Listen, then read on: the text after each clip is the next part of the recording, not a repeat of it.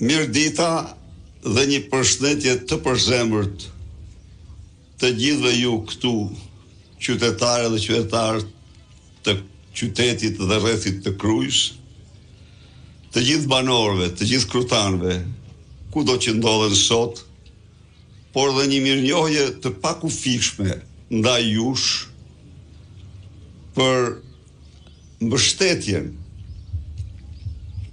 tejet të çmuar që i dhat në kushtet më të vështira Partisë Demokratike, Aleancës Opozitare, kandidatëve të saj.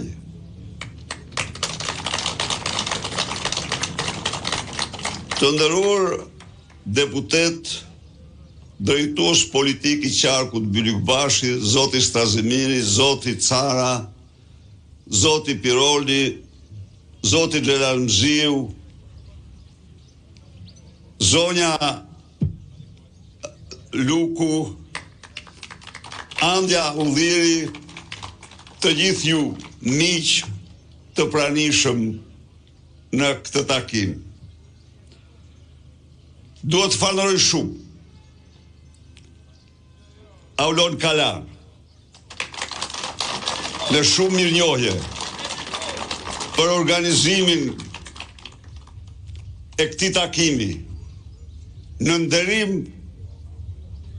të figurës më të ndritur të gjithë historisë tonë kombëtare, të figurës më të jashtëzakonshme, jo vetëm në historinë e kombit shqiptar, por absolutisht dhe në historinë e njerëzimit, të një gjeniu të papërsëritshëm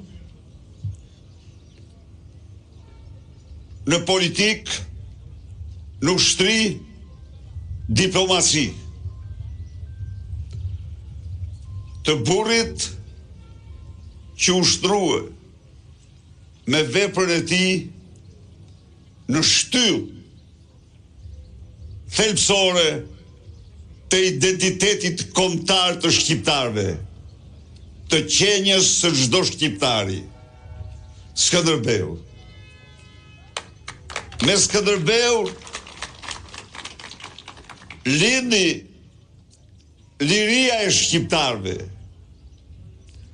Me Skënderbeun lindi lavdia e shqiptarëve.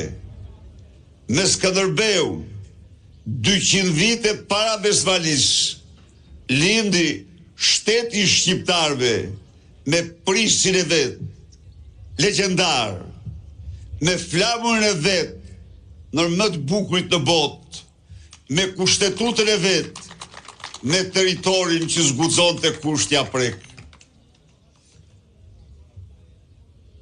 Miq, janë shkruar mira vepra, por figura e Skënderbeut meriton mira të tjera, meriton çdo nderim, meriton çdo vepër. Ndaj dhe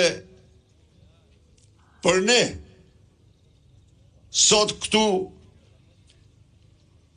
kremtojmë pavdekësinë e tij. Skënderbeu për 25 vite zhvilloi 25 beteja.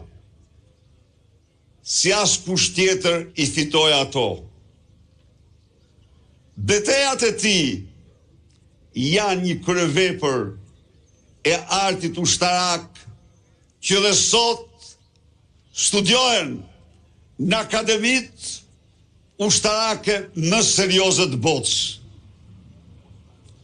Skënderbeu ishte habia dhe është habia e shekujve, se si një njeri me pak njerëz, pa mbështetje, i qëndroi prëndorisë më të madhe të kohrave, i qëndroi dhe i mundi atë në 25 beteja. Skënderbeu